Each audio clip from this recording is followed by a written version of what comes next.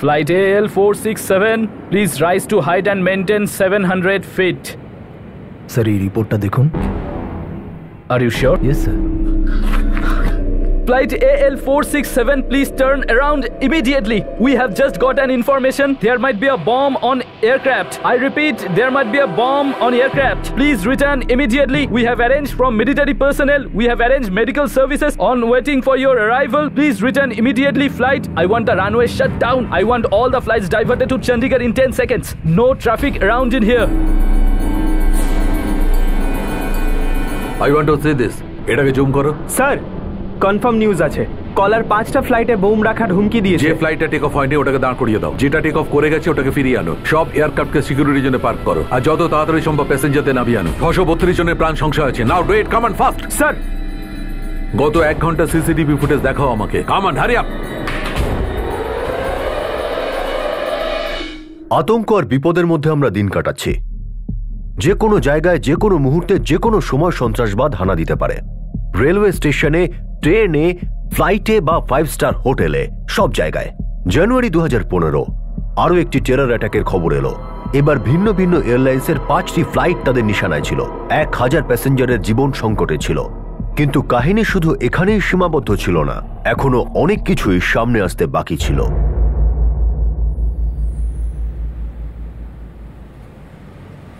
রিয়া তাড়াতাড়ি করো, তাড়াতাড়ি তাড়াতাড়ি করো সোনা, লেট হয়ে যাবে। চলো চলো চলো চলো। খাবো না বাবা। আরে কি রোজ একই ঘটনা ঘটছে? চলো তাড়াতাড়ি খেয়ে নাও। Good morning Suju. Good morning. শরীর ঠিক আছে তো? না, রাতে দেরি হয়েছে ঘুমোতে। ব্রেকফাস্ট? না ছাড়ো, আমি পরে করে নেব। কি হয়েছে সুজু? ছুটি নিয়ে নি? শরীর ঠিক আছে? না না, সেটার কোনো দরকার নেই। মাম্মা আমার সাথে ব্রেকফাস্ট করো না। হ্যাঁ বাবু, তুমি খেয়ে নাও, আমি আসছি। রিয়া, রিয়া শোনা, মা তো ব্যস্ত রয়েছে, আর স্কুল তো যেতেই হবে, আর স্কুলে গিয়ে অনেকগুলো গেমস খেলতে হবে, যার জন্য বডিটাকে। আরে তুমি এখনো দুধ শেষ করোনি। তাড়াতাড়ি তাড়াতাড়ি তাড়াতাড়ি ধরো ধরো ধরো ধরো, fast fast fast fast fast fast. Riya, finish your milk. আরে বাবা, রিয়া তো ফাস্ট হয়ে গেছে। চলো চলো চলো, তাড়াতাড়ি তাড়াতাড়ি তাড়াতাড়ি তাড়াতাড়ি। Very good. সুজাতা, তুমিও তৈরি হয়ে থেকো, আধ ঘন্টার মধ্যে তোমার স্টুডেন্টস এসে যাবে। হ্যাঁ, বাই বাই বাই বাই। চলো চলো চলো চলো বাই। চলো চলো চলো চলো, তাড়াতাড়ি তাড়াতাড়ি তাড়াতাড়ি।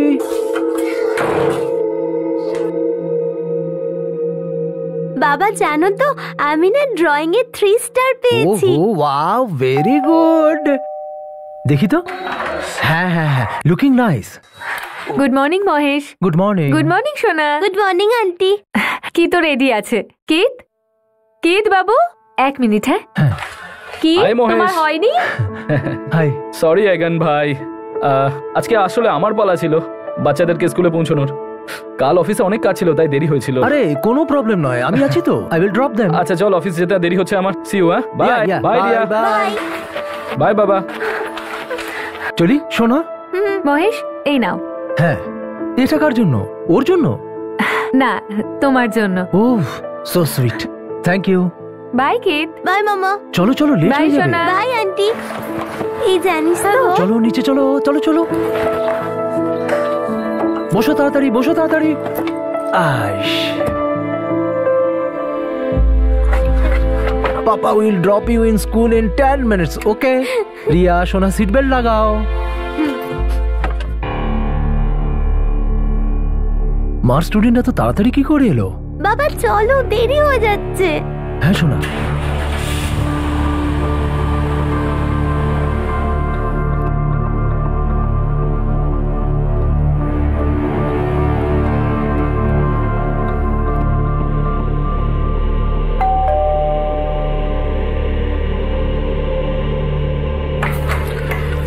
Good morning. আজ খুব তাড়াতাড়ি ডাকলেন আপনি আমাকে।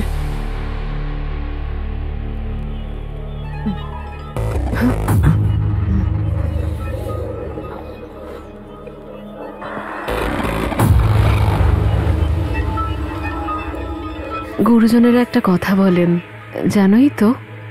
হোয়াট? কাল রাত অনেকক্ষণ তোমার সাথে কথা বলেছি। উনি উনি আমাদের দুজনকে নিয়ে মহাযজ্ঞ করতে চলেছেন। মহাযজ্ঞ? কিসের জন্য?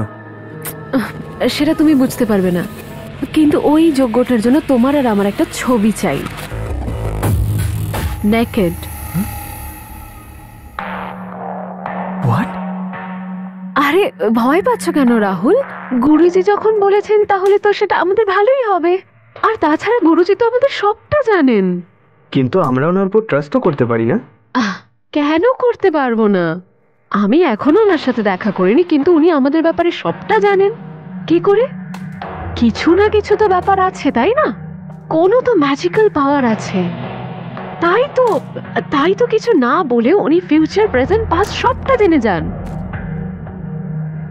রাহুল, উনি আমাদের দুজনের ছবি সামনে রেখে মহাযজ্ঞ করতে চলেছেন। আর তারপর আমরা দুজন সারা জীবনের জন্য এক হয়ে যাব। তারপর উনি আমার সঙ্গে দেখা করবেন, আর তারপরে আমি ওনার আসল রূপটা জানতে পারবো।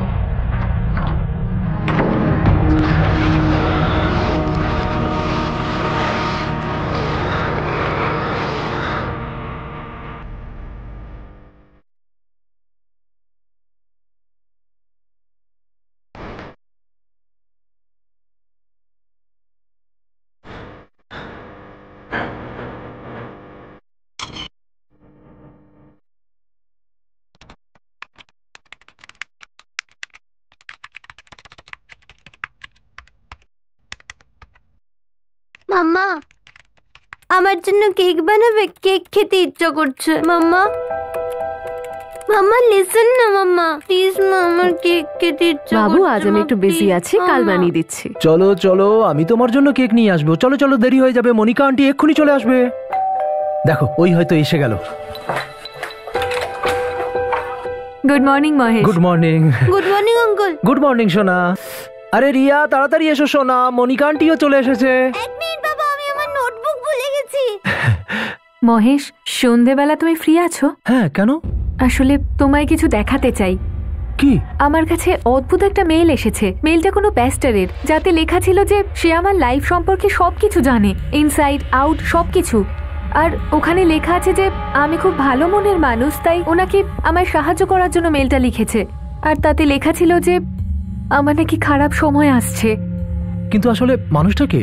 I don't know. আমি তোমায় ওই মেইলটা দেখাতে চাই, যদি তুমি কিছু জানতে পারো। ঠিক আছে, সন্ধ্যাবেলা দেখা হবে। আচ্ছা ঠিক আছে, বাই। আন্টি চলো চলো চলো চলো চলো। বাই সোনা। বাই রিয়া। Bye dad. দুটো পরিবার যাদের মধ্যে খুবই ঘনিষ্ঠ সম্পর্ক ছিল, তাদের জীবনে একজন গুরুজি আর একজন পাদ্রী ঢুকে পড়েছিল। একজন সুজাতার পার্সোনাল লাইফের বিষয়ে অনেক কিছু জানতো, আর অপরজন মনিকার বিষয়ে। সত্যি কি এই দুজনকে কেউ সাহায্য করতে চাইছিল, নাকি এটা এমন কোন রহস্য ছিল যার উপর থেকে পর্দা উঠতে এখনো বাকি? Debit what comes in and credit what goes out. আর তারপর যেটা, এক সেকেন্ড। সুজাতা মা, আজ রাত সেটা হবে যেটা তুমি চাও। সেটার ব্যাপারে তুমি সেই মানুষটাকেও বলবে না যে এখন তোমার সামনে বসে আছে, তোমাকেই দেখছে। আজ পূর্ণিমার রাত, মহাযজ্ঞর জন্য শুভ মুহূর্ত। তুমি ছবি পাঠিয়ে দিয়েছ, তাতেই কাজ হয়ে যাবে। ব্যাস আর একটা কাজ করা বাকি আছে। আমি মহাযজ্ঞ করার সময় তোমার অবচেতন মনের সাথে যোগাযোগ করার চেষ্টা করব। এর জন্য প্রয়োজন তোমার অবচেতন হয়ে যাওয়াটা। তুমি তো সাধনা করো না, তাই তোমার জন্য সবথেকে সহজ হবে যে তুমি মদ খেয়ে নিও, যতটা সম্ভব খেয়ে নিও। ভয় পেও না, সংকোচ করো না। মহাযজ্ঞর জন্য এটা জরুরি। যখন তোমার অন্তর জেগে থাকবে, তখন আমার শব্দ তোমার কাছে পৌঁছবে।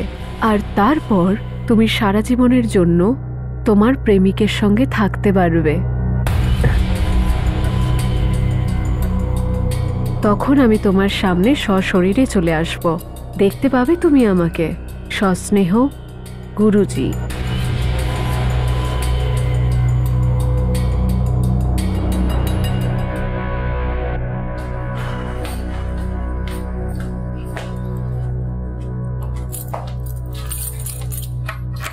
এই রাতটাকে আরো একটু রঙিন করে দেওয়ার জন্য আর একটা গান শুনুন, যে গানটা শোনার পর আপনি আর বসে থাকতে পারবেন না, আপনি নাচ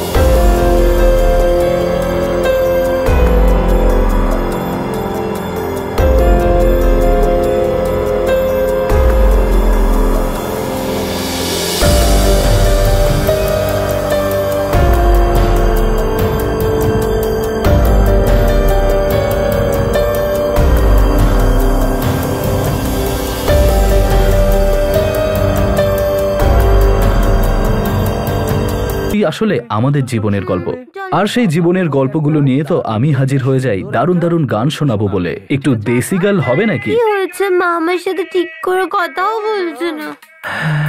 সোনা, তোমার মায়ের না মুডটা ঠিক নেই, এই জন্য। কিন্তু কাল সকালের মধ্যে মা পুরো ঠিক হয়ে যাবে। হ্যাঁ, তুমি আমাকে বলো যে তুমি কোন গল্পটা শুনবে।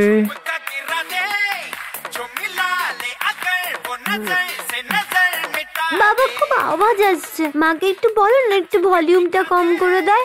তোমার মা এখন কারুর কোনো কথা শুনবে না, কিন্তু তুমি চিন্তা করো না, কাল সকালে আমি মাকে বকবো এত জোরে মিউজিক চালানোর জন্য আমার এই সোনামণি ঘুমোতে পারেনি, তাই না? তুমি এবার আমাকে বলো কোন গল্পটা শুনবে।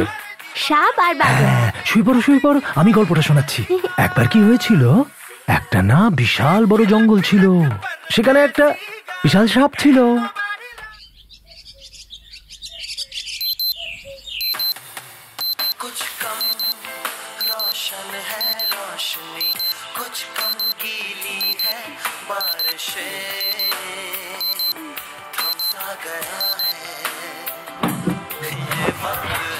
বাবা, বাবা, বাবা ওঠো। গুড মর্নিং রিয়া, এসো কাছে, শুয়ে পড়ো শুয়ে পড়ো। বাবা, মা কোথায়? তোমার মা মনে হয় বাইরেই ঘুমিয়ে পড়েছে রেডিও চালিয়ে।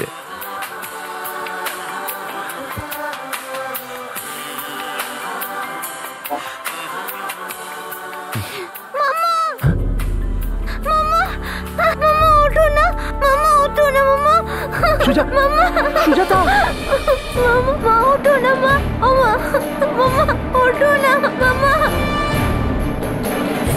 জানলাটা খুলে দিন আর দেখুন একটা দারুণ সকাল আপনার জন্য অপেক্ষা করছে। দিনের শুরুটা হোক একটা রোমান্টিক গান দিয়ে, আর সেই গানটা আমি এক্ষুনি প্লে করব। দিনের শুরুটা কোনো রোমান্টিক গান দিয়ে হয়নি, বরং ঘরে একটা লাশ পড়েছিল, আর মহেশ নিজেকে দোষ দিয়ে যাচ্ছিল যে সে আগের রাত্রে কেন তার স্ত্রীকে মদ খেতে বাধা দিল না। কিন্তু রাতের কোন সময় মৃত্যু ঘটেছিল আর কিভাবে?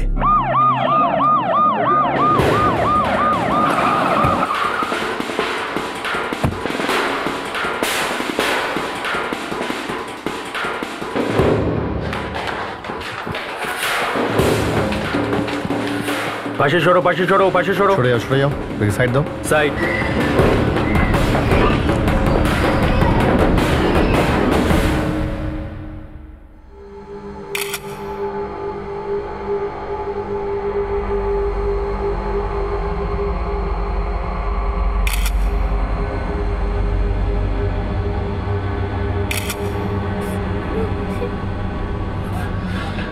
পুরো ঘরটাকে তল্লাশি করো। স্যার। কাঁদছো কেন মহেশ? মহেশ, সামলাও নিজেকে, তুমি বি আ ম্যান ভাই। মনিকা, মহেশের জন্য একটু জল আনো। মহেশ, নিজের ইমোশনগুলোকে কন্ট্রোল করো। দেখো, যেটা হওয়ার ছিল সেটা হয়ে গেছে।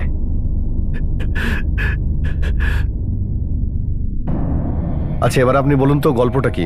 সত্যি কথা বলবেন, আপনার ওয়াইফের সঙ্গে আপনার সম্পর্ক কিরকম ছিল? দেখুন, আপনাকে আমি কিছু জিজ্ঞেস করছি, আমি জিজ্ঞেস করছি আপনার ওয়াইফের সঙ্গে আপনার রিলেশন কেমন ছিল? আমার জীবন ছিল, লাভ ম্যারেজ হয়েছিল। কখনো চাইনি আমাদের সম্পর্ক ভেঙে যাক। সম্পর্ক না ভেঙে যায় মানে? আপনার সঙ্গে কারো রিলেশন ছিল? না স্যার। আপনার ওয়াইফের রিলেশন ছিল কারোর সঙ্গে? আপনার ওয়াইফের সঙ্গে কারো রিলেশন ছিল?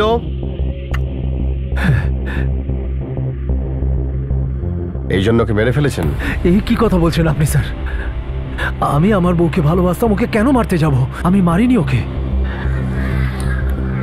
কার সঙ্গে সম্পর্ক ছিল আপনার ওয়াইফের? ওর একজন স্টুডেন্ট। নাম? রাহুল।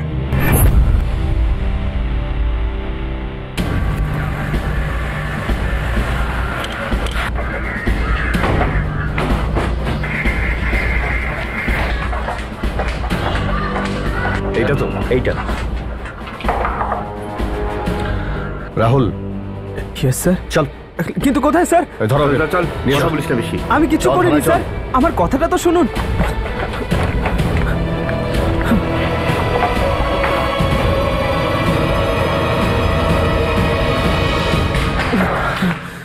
কিরা চিকনা হিরো, খুব খেলছিস নাকি তুই? কেন মারলি তুই ওই সুজাতা ম্যাডামকে? আমি মারিনি ওকে স্যার, আমি তো রাতে হস্টেলেই ছিলাম স্যার। আপনার বিশ্বাস না হলে আমার রুমমেটকে জিজ্ঞেস করুন, আমরা পড়ছিলাম স্যার। কিরকম পড়াশোনা হয় সেটা খুব ভালো করেই জানি। এর হোস্টেলে ফোন করে জিজ্ঞেস করো সত্যি কথা বলছে না মিথ্যে কথা। স্যার, ওই সুজাতা ম্যাডাম তোর হাজবেন্ডের ব্যাপারে তোকে কি বলতো? এই সব কথা নিশ্চয়ই তোদের মধ্যে হতো। না স্যার, বেশি কিছু না স্যার। আমি শুধু এতটুকু জানতাম যে ওর ম্যারিড লাইফে বোর হয়ে গেছিল স্যার। আর তুই ওর জন্য এন্টারটেনমেন্ট ছিলি? তুই ওকে এন্টারটেন করতিস? সোজাসুজি বল, সুজাতা ম্যাডাম নিজের হাজবেন্ডের ব্যাপারে কি বলতো? বেশি কিছু না স্যার। স্যার প্লিজ স্যার, এই কথাগুলো কাউকে বলবেন না স্যার, আমার ক্যারিয়ার পুরো নষ্ট হয়ে যাবে স্যার। ওর টিচার ছিল আমার। প্রেম করার সময় তোর মনে ছিল না যে টিচার এটা? এখন লজ্জা লাগছে? এর বয়ানটাকে ভেরিফাই করো, আর মিথ্যে হলে এটাকে লকআপে ঢোকাও।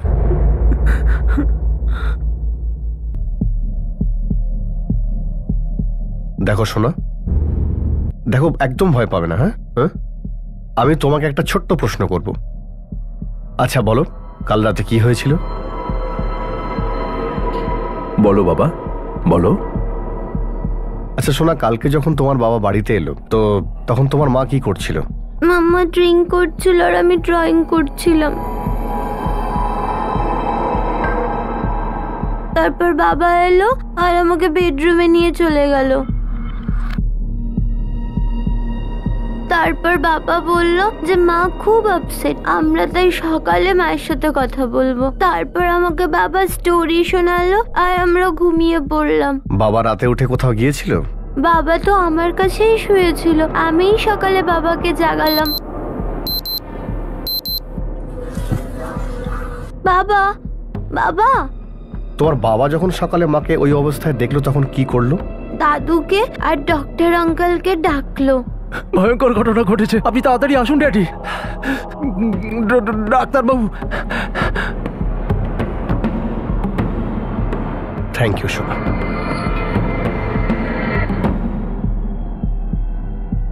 আমি রিটায়ার্ড ডিআইজি। আমি বুঝতে পারছি এই কেসটাকে আপনাদের বিভিন্ন অ্যাঙ্গেল থেকে ইনভেস্টিগেশন করতে হবে। স্যার আপনি তো ভালো করে বুঝতে পারছেন যে আপনার বয়ান এই কেসের জন্য কতটা গুরুত্বপূর্ণ। স্যার আপনার জামাই আমাদের এটা বলেছে যে আপনার মেয়ের নাকি কারোর সঙ্গে একটা অ্যাফেয়ার ছিল। হ্যাঁ, সেটা আমি জানতে পেরেছিলাম। মহেশ লুকোনোর চেষ্টা করেছিল, কিন্তু আমি জানতে পেরে গেছিলাম। আমি মেয়ের সাথে দেখা করতে গিয়েছিলাম। এত বড় ব্যাপারটা তুমি আমাকে লুকিয়েছ মহেশ। দেখুন ড্যাডি, স্বামী স্ত্রীর মধ্যেকার সব কথা তো আমি আপনার সঙ্গে ডিসকাস করতে পারি না। ওকে বাড়ি ফিরতে দাও। বাবার হাতে অনেক দিন চর থাপ্পড় খায়নি। না ড্যাডি, আপনি এসব কিছু করতে যাবেন না ড্যাডি, ব্যাপারটা আরো খারাপ হয়ে যাবে। কিন্তু মহেশ। ড্যাডি লজ্জা তো আমিও পাচ্ছি, রাগও হয়, কিন্তু রিয়ার মুখ চেয়ে চুপ করে যাই। 40 বছর পুলিশে ছিলাম আমি, জীবনে কত কিছু দেখেছি, কত রকম কেস আমি দেখেছি, কিন্তু কখনো আমি এটা ভাবিনি যে নিজের মেয়ের ব্যাপারে আমাকে এইসব কথা শুনতে হবে। মহেশ, তুমি ডিভোর্স দিয়ে দাও সুজাতাকে। হ্যাঁ। না ড্যাডি, আমি এমন করতে পারবো না। ওর একটা শাস্তি পাওয়া দরকার। তাহলে রিয়ার কি হবে? ড্যাডি, রিয়ার যতটা আমাকে প্রয়োজন ঠিক ততটা ওর মাকেও। সুজাতা বিপদে চলে গেছে, এক না একদিন ও নিজের ভুলটা বুঝতে পারবে, আর আমি সেই দিনটার অপেক্ষা করছি। ভালোবাসি আমি ওকে। আমি তো আমার মেয়েকে খুব ভালো করে চিনতাম। নিজের প্রতি কোনো কন্ট্রোলই ছিল না ওর। ও যেটা মনে করতো সেটাই করত। নিজের থেকে 10 বছরের ছোট একটা বাচ্চার সাথে অ্যাফেয়ার ছিল ওর। ঘেন্না হয় মেয়ে বলে পরিচয় দিতে, লজ্জা হয় আমার। স্যার, আপনার কখনো আপনার জামাইকে কোনো সন্দেহ হয়নি? কেন সন্দেহ করবো আমি ওকে? শুধু এই জন্যই যে মৃত্যুটা আমার মেয়ের হয়েছে। ইন্সপেক্টর, আমিও ডিআইজি ছিলাম ডিপার্টমেন্টে, জব থেকে রিটায়ার করেছি, কিন্তু বুদ্ধি থেকে নয়। এত কিছু হয়ে যাবার পরেও, নিজের ওয়াইফের অ্যাফেয়ার জানার পরেও ওর ওপর কোনো হাত পর্যন্ত তোলেনি, এমনকি ওই বিষয়টা নিয়ে ঝগড়াও করেনি। কারণ ও চাইতো সবসময় ওর নিজের মেয়ের প্রতি কোনো খারাপ ছায়া না পড়ে। ও মনে করতো একদিন না একদিন সবকিছু আবার ঠিক হয়ে যাবে। খুবই সরল আর সৎ ছেলেও। Sir, 1 minute. Excuse me sir. Sir, postmortem report আর অটোপসি রিপোর্ট এসে গেছে। কোনো হাতাহাতি হয়নি, মাথায় আঘাত লাগার কারণে মৃত্যু হয়েছে।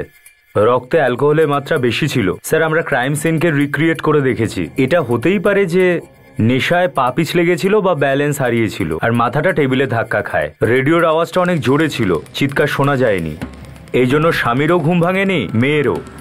এটা মার্ডার নয়, অ্যাক্সিডেন্ট মনে হচ্ছে।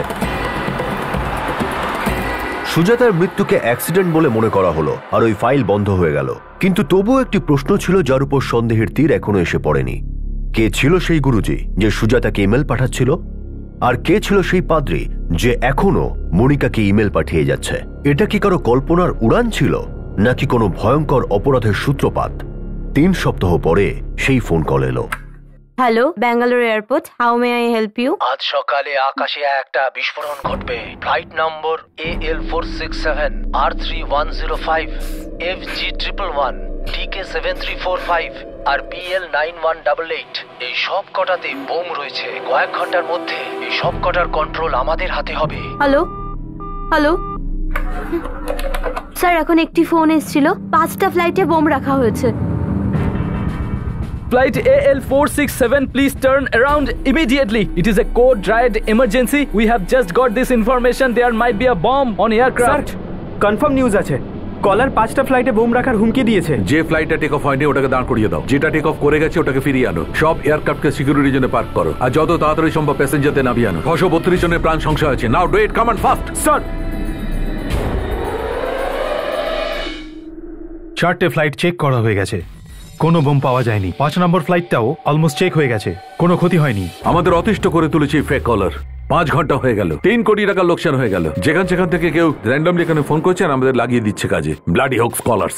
এইরকম লোকদের সাজা দিতেই হবে। আমাদের কাছে কলারের নাম্বার আছে। He is from Pune. আজ সন্ধ্যের আগে ওকে আমরা অ্যারেস্ট করে ফেলবো, যাতে দ্বিতীয়বার এমন ঘটনা না ঘটায়। Do it fast. Sir, Bengaluru crime branch থেকে ফোন এসেছিল। যেই নাম্বার থেকে দিল্লিতে আর বেঙ্গালুরুতে ভোক্স কল করা হয়েছিল সেই নাম্বারটা পুনের। আমাদের এই নাম্বারটাকে তাড়াতাড়ি ট্র্যাক করতে হবে। স্যার, ফোন ট্র্যাক হয়ে গেছে স্যার, ট্র্যাক করা গেছে। অ্যাড্রেসটা বিদ্যাবিহারের আর ফোন নাম্বারটা নীল ডিসুজা নামে একজনের। নীল ডিসুজা? হ্যাঁ, এই দেখুন স্যার, নাম্বারটা এখন অ্যাক্টিভ। এই নাম্বারটা এখন অ্যাক্টিভ আছে আর মুভও করছে। আমাদের এক্ষুনি এখানে গিয়ে রেড করা উচিত আর নীল ডিসুজা কোনো মতে যেন পালিয়ে না যায়। Come on. সচিন। হ্যাঁ স্যার। এই বিদ্যাবিহার ওই সোসাইটিটাই তো যেখানে কিছুদিন আগে ওই সুজাতা নামের কোন একটা ম্যাডামের খুন হয়েছিল না? হ্যাঁ স্যার, ওই ফ্ল্যাটেরই নিচের ফ্লোরে থাকতো।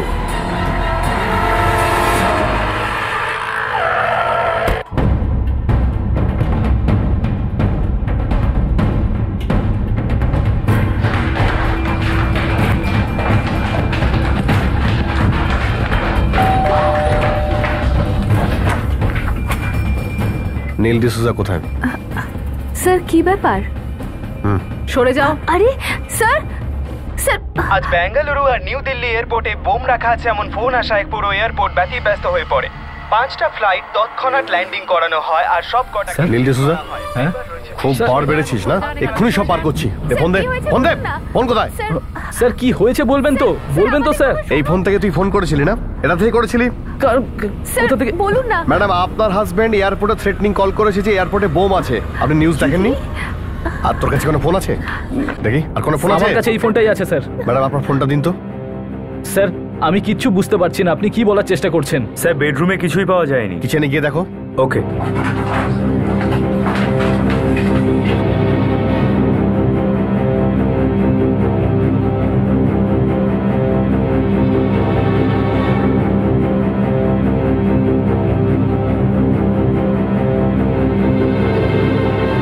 স্যার এই পেপারটা দেখুন। দেখো, এটা তো ওই ফ্লাইটের নাম্বারগুলো যেগুলো ওড়ানোর হুমকি দেওয়া হয়েছিল। স্যার এইসব কি? আমি কিছু জানি না স্যার। স্যার হ্যাঁ, আর কোনো ফোন পাইনি। একে অ্যারেস্ট করো। স্যার স্যার আমার কথা শুনুন, আপনার নিশ্চয়ই কোথাও একটা ভুল হয়েছে। স্যার আমার কথা শুনুন স্যার। আমার কথাটা শুনুন। মহেশ দেখো না। মনিকা কি হচ্ছে এসব? দেখো না, ওরা নীলকে অ্যারেস্ট করে নিয়ে যাচ্ছে। কিন্তু কেন? আমি জানি না কি থ্রেটনিং কলের কথা বলছিল। আমি জানি না, আমাকে এখনই পুলিশ স্টেশন যেতে হবে। আমি যাচ্ছি। মনিকা ঘাবড়ে যেও না, আমি যাচ্ছি তোমার সাথে। চলো চলো চলো চলো, এসো। চলো।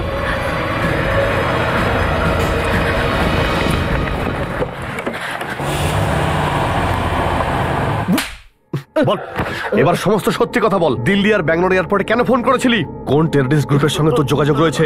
সমস্ত সত্যি কথা বল আমাকে। স্যার আমি সত্যি বলছি, আমি কিচ্ছু জানি না। আপনি কোন ফ্লাইটের কথা বলছেন, কোন কলসের কথা বলছেন, আমার মাথায় ঢুকছে না। আমি তো কিচ্ছু মাথায় ঢুকছে না আমার স্যার। দেখ, এই পেপারটা তোর বাড়ি থেকে পাওয়া গেছে, যার মধ্যে ওই ফ্লাইটের নাম্বারগুলো আছে যাদের হুমকি দেওয়া হয়েছিল। আর এই সেই দুটো ফোন যেটা তোর বাড়ি থেকে পাওয়া গেছে। এই ফোনটা তোর আর তোর ওয়াইফের, কিন্তু এতে ওই নাম্বারটা নেই যেটা থেকে থ্রেট করা হয়েছিল। ওই নাম্বারটা ছিল 4466677722। ওই নাম্বারটা কোথায়? আর ওই সিম কার্ডটা কোথায়? স্যার কোন ফোন নাম্বার, কোন সিম নাম্বার? আমার আর আমার ওয়াইফের ফোন তো আপনারা নিয়েছেন। আমি কোনো ফোনের ব্যাপারে কিচ্ছু জানি না। একদম মিথ্যে বলবি না। এই দেখুন। কি এটা?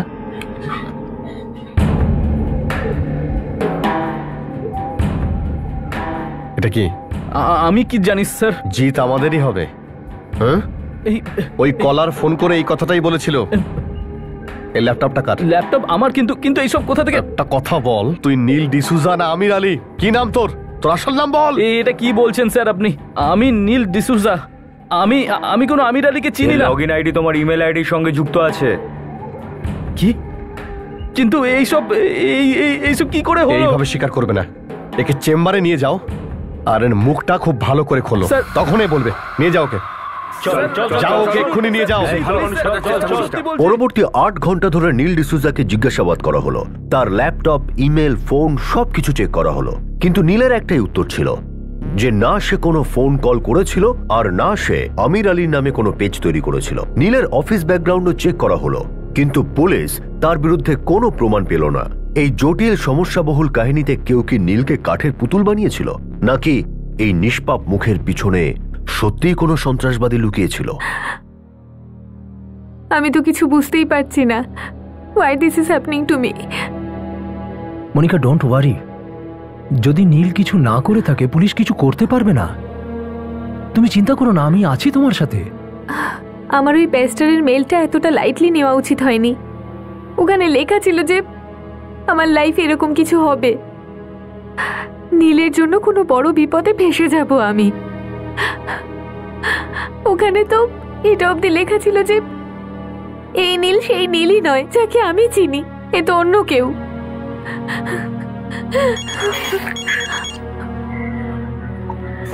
ড্যাডির ফোন এসেছে, আমি একটু কথা বলে নিচ্ছি। না ওই ফোনটা পাওয়া যাচ্ছে, না ওই সিম কার্ড। নীলও কিছু বলছে না। একটা কথা আমি বুঝতে পারছি না, যদি নীল ওই ফোনটা করেই থাকে তাহলে ঘরে বসে আমাদের অপেক্ষা কেন করছিল? ও তো নিশ্চয়ই এটা জানে যে পুলিশ ওর ফোনটা ট্র্যাক করছিল। আমার মনে হয় নীল খুব চালাক, আর নাহলে খুব বোকা। স্যার এক মিনিট একবার শুনুন একটু। স্যার নীলের যে নাম্বারটা আমরা খুঁজছিলাম আর যেই নাম্বার থেকে বোম ব্লাস্টের খবর এসেছিল সেটার ট্র্যাকিং সফটওয়্যার সিগন্যাল অন দেখাচ্ছে। হ্যাঁ, আর লোকেশন তো পুলিশ স্টেশন বলছে। হ্যাঁ, তার মানে হলো এখানেই কোথাও আছে, কিন্তু কোথায়? একটা কাজ করো, তুমি নীলের ওয়াইফকে আরেকবার চেক করো। ম্যাম, এক সেকেন্ড প্লিজ। আসুন।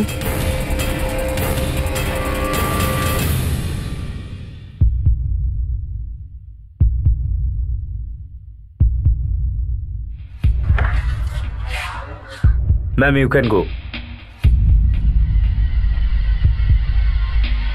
নীলের ওয়াইফের কাছে কিছু পাওয়া যায়নি। ড্যাডির সাথে কথা হয়ে গেল, বাচ্চা দুটো আমাদের ফ্ল্যাটেই আছে। মনিকা এখন কি হলো? আমি কিছু বুঝতে পারছি না মহেশ, এসব কি হচ্ছে? তুমি জানো ওরা আমায় সার্চ করেছে। এসব কিসের মধ্যে ফেসে গেছি আমরা। এরকম কেঁদে কেঁদে কি হবে? কিচ্ছু হবে না, তোমার শুধু শুধু শরীর খারাপ হবে। তুমি তো কিছু খাওও নি। আমি তোমার জন্য খাবার কিছু নিয়ে আসি? না, তুমি বসো, আমি কিছু নিয়ে আসছি।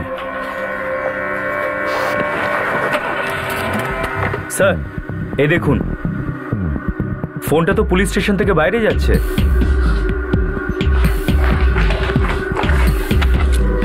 ওই সাদা রঙের গাড়িটা পিছু না, ওই গাড়িটা।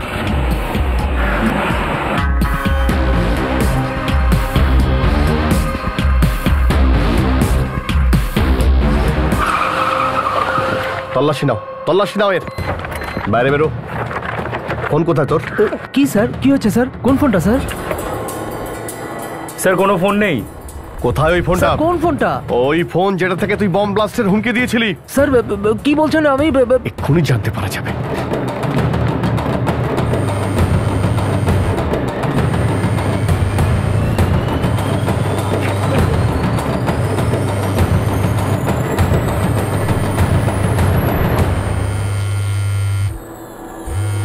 এই ফোনটা আমার নয় স্যার, নীল ওটাকে রেখেছে। এটা কি? কি রেখেছে? আমি কিছু করিনি স্যার, আমি কিছু করিনি স্যার। স্যার স্যার আমার কথা বিশ্বাস করুন স্যার।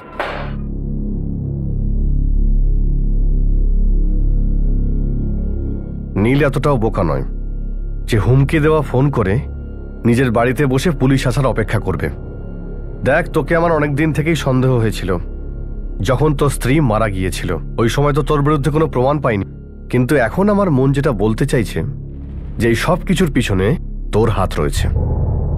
কেন নীলকে তুই ফাঁসালি? দেখুন, আপনি আমাকে ফাঁসাচ্ছেন। বেশি চালাকি করিস না, তুই ফেসে গেছিস। ওই ফোনটাকে নিজের কাছে রেখে। কোন ফোনটা? ওই ফোনটা নীল রেখেছিল আমার গাড়ির ভেতরে। দেখ, একটা কথা খুব ভালোভাবে বলছি, সময় থাকতে সব সত্যিটা বলে দে, না হলে একটু পরে তো সমস্ত ঠিকুজি কুষ্টি আমার কাছে চলে আসবে। আর তারপর যদি তুই সত্যি না বলিস তাহলে আমরা কিন্তু সত্যিটা বের করতে জানি। স্যার এই দেখ, তোর ঠিকুজি কুষ্টি এসে গেছে। তুই একজন আইটি প্রফেশনাল, আর তুই মাস 6 আগে নীলের বিল্ডিং এ থাকতে এসেছিলি। তুই আর মনিকা স্কুল আর কলেজে একসঙ্গে পড়াশোনা করতিস। স্যার ওই আর্মি র্যালির মেলটাও এখানে আছে। নীল আর মনিকার সমস্ত মেল ডিটেলস এখানে আছে। এবার তো মনে হয় তোর গায়ে হাত তোলার আর দরকার নেই আমাদের। তুই নীলকে ফাঁসিয়েছিস না? আমি ফাঁসিয়েছি নীলকে। কি করে? ওদের ফ্ল্যাটের একটা চাবি আমাদের কাছে থাকতো। হ্যাঁ হ্যাঁ, ঠিক আছে ঠিক আছে, কোনো ব্যাপার না, তুমি চলে এসো।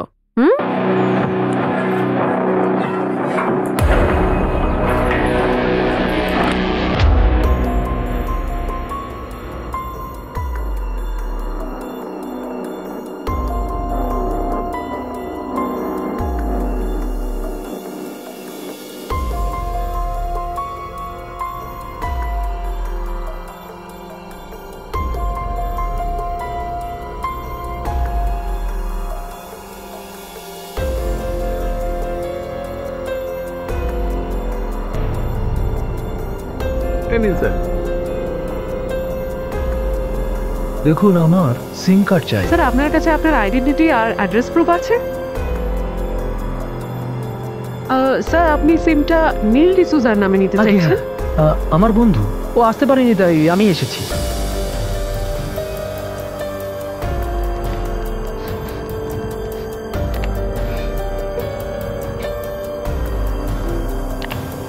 বাবা, এটা তো নীল আঙ্কেলের ফটো না? হ্যাঁ সোনা, কিন্তু নামটা তো অন্য লেখা, আমির আলী। আসলে কি হচ্ছে শোনা, আঙ্কেলের আসলে অনেক কাজ থাকে, তো আমি কি করছি, ওকে হেল্প করছি। হ্যাঁ, যাও এবার খেলা করো, যাও।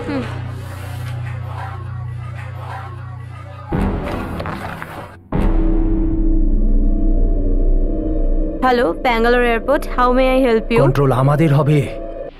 আজ সকালে আকাশে একটা বিস্ফোরণ হবে। ফ্লাইট নম্বর AL467 R3105 FG111 DK7345 আর BL9188 এই সব কটাতে বোম রয়েছে। কয়েক ঘন্টার মধ্যে বিস্ফোরণ হবে।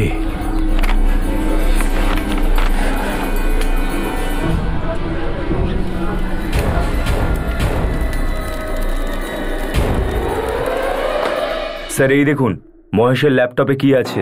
একটা মেল অ্যাকাউন্ট আছে, godblessmychild@email.com। এই মেলে এই ছবি এসেছিল। অদ্ভুত ব্যাপার, তোর শ্বশুরকে তুই নিজেই এটা বলিস যে তোর স্ত্রীর অন্য কোথাও রিলেশন রয়েছে, আর তোর স্ত্রীকে তুই এটা বলিস যে তুই নাকি ওকে খুব ভালোবাসিস, আর তারপর তোর স্ত্রীর আর ওই রাহুলের ন্যাকের ফটো তুই তোর ল্যাপটপে রাখিস। ভুল করেছিলাম ওই রিটায়ার্ড ডিআইজির কথা বিশ্বাস করে। এবার পুরো সত্যিটা বলে ফেল, বল। আমি জানতাম আমার ওয়াইফের কারুর সাথে অ্যাফেয়ার চলছিল, এই জন্য আমি একটা প্ল্যান করেছিলাম। সুজাতা মা, আজকের রাতটা হচ্ছে সেই রাত, এই ব্যাপারে তুমি ওই মানুষটাকেও কিছু বলো না যে এই মুহূর্তে তোমার সামনে বসে আছে। আজ পূর্ণিমার রাত, তুমি তো সাধনা করো না, তাই তোমার জন্য সব থেকে সহজ উপায় হলো যে তুমি মদ খাও, যত খুশি মদ খাও।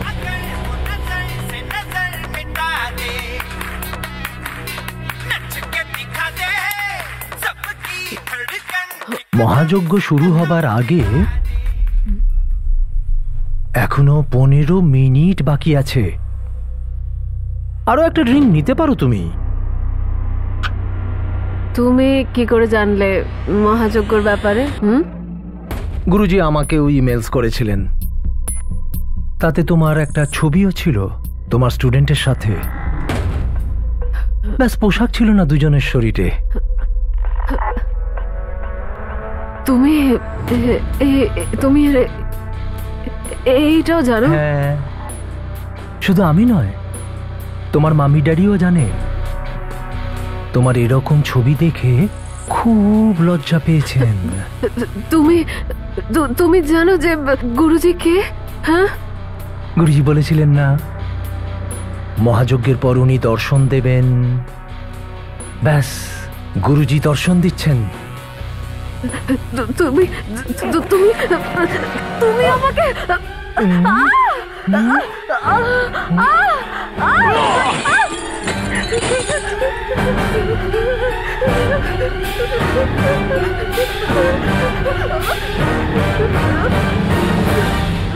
এসব তুই কেন করেছিলি? প্রথমে তো স্ত্রীর সঙ্গে, তারপর নীলের সঙ্গে। তুই অ্যাকচুয়ালি চাইছিসটা কি? মনিকা, ওকে আমি ভালোবেসেছিলাম। হ্যাঁ, আমরা দুজনে একসাথে একই কলেজে পড়তাম। ও আমাকে ইন্টারেস্ট দেখাতো।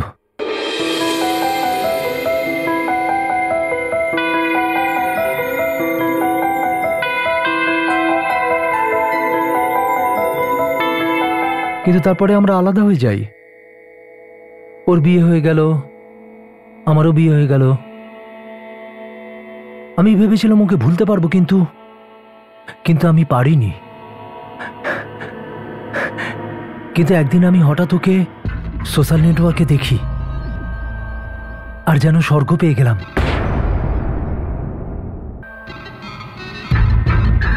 অনেকবার কথা হতো ওর সাথে, আর যখনই কথা হতো ও নীলের কথা নিশ্চিতভাবে বলতো। আমি তখন খুব হিংসে করতাম। আমি আমার বউকে বলেছিলাম যে পুনাতে একটা ভালো চাকরি আছে। আমি ওই বিল্ডিংয়েই ফ্ল্যাট নিলাম যেখানে মনিকা থাকতো। প্যাস্টারের নামে ইমেল আমিই পাঠিয়েছিলাম। আমি চাইতাম যে মনিকা ওর হাজব্যান্ডকে ছেড়ে দিক, কিন্তু ও সেরকম করতে পারলো না। কিন্তু আমার মনে হচ্ছিল ওর মনে এখনো আমার জন্য ওরকমই ফিলিংস আছে। মহেশ, এই নাও। এটা কিসের জন্য? রিয়ার জন্য? না, তোমার জন্য। আমার জন্য? হ্যাঁ, আমি বানিয়েছি। আমি জানি প্লাম কেক খেতে তুমি খুব ভালোবাসো। So sweet, thank you. কিন্তু নীল আর সুজাতার জন্য সামনে আর পা বাড়াতে পারছিল না। 3 বছর ধরে আমি প্ল্যান করে গেছি। তোর প্ল্যানটা প্ল্যান ছিল না, বোকামি ছিল। সেটা কখনোই সাকসেসফুল হতো না। ওই ফোনটা তুই তোর কাছে রেখেছিলি, তাও অন করে। এটা তোর দ্বিতীয় বোকামি ছিল। আর তৃতীয় আর সব থেকে বড় বোকামি এটা ছিল যে তুই ভেবেছিলি পুলিশ সব থেকে বড় বোকা। মিস্টার মহেশ, আপনি এটা মনে রাখবেন যে অপরাধী কোনো অপরাধ করলে তার ক্লু অবশ্যই রেখে যাবে। তুই মনিকাকে পাওয়ার জন্য একটা খুন করেছিস, শুধু নিজের জীবনে শেষ করিসনি, তুই নিজের মেয়ের জীবনটাও বরবাদ করেছিস।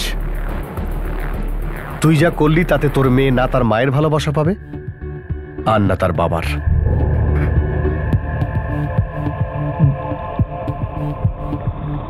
এই কাহিনীর শেষটা এরকম হওয়ার ছিল না। কাহিনী যে লিখেছিল সে শেষ দৃশ্যটা অন্যরকম ভেবেছিল। যদি মহেশের লেখা প্লট অনুযায়ী কাহিনীর সামনে এগোতো তাহলে মহেশের হ্যাপি এন্ডিং এর কল্পনা সত্যি হয়ে যেত। সে পাদ্রির ইমেলের জাল ততক্ষণ বুনতে থাকতো যতক্ষণ না সে তার ভালোবাসাকে হাসিল করছে। কিন্তু অপরাধ যতই সূক্ষ্ম সুতো দিয়ে বোনা হোক না কেন, যতই বুদ্ধিমত্তার সঙ্গে করা হোক না কেন, কোনো না কোনো প্রমাণ সে রেখেই যায়। একটা মিথ্যে ফোন কল এই প্রেম কাহিনীর শেষ দৃশ্যটাকে নতুন ভাবে লিখে ফেলল। আর এখন মহেশ গড়াদের পিছনে রয়েছে। 1982 সালে তৈরি the suppression of unlawful acts against safety of civil aviation অ্যাক্টকে প্রথমবার কোনো থ্রেটনিং বা ভুয়ো কল করা ব্যক্তির বিরুদ্ধে ব্যবহার করা হলো। এই অ্যাক্ট অনুযায়ী মহেশের যাবজ্জীবন সাজা হতে পারে। নিজের প্রেম কাহিনী লিখতে লিখতে কখন সে অপরাধের কাহিনী লিখতে শুরু করলো এটা মহেশ বুঝতেই পারেনি। ভালোবাসা দিয়ে ঘর বানানো যায়, ঘর ভাঙা যায় না। আপনাদের সঙ্গে আবার দেখা হবে পরবর্তী এপিসোডে, আর সমাধান করব আরো একটি জটিল রহস্যের। ততক্ষণ নিজের খেয়াল রাখুন, সতর্ক থাকুন, সুরক্ষিত থাকুন, আর দেখতে থাকুন ক্রাইম পেট্রোল সতর্ক। শিক্ষা একজনের, জ্ঞান গোটা দেশের। জয় হিন্দ।